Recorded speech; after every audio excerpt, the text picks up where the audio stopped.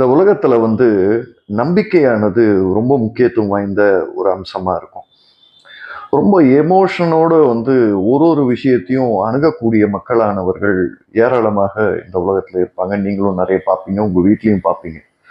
ஒரு கற்பனை வளனும், கற்பனை திறனும் இருக்கக்கூடிய ஒரு அமைப்பாக ஒரு ராசி இங்க ஜோதிட சாஸ்திரத்துல இருக்கா? இப்ப நான் மேல சொன்ன விஷயங்கள்லாம் கேட்டீங்கன்னா, மீன ராசிக்கு தான் இந்த குணம்.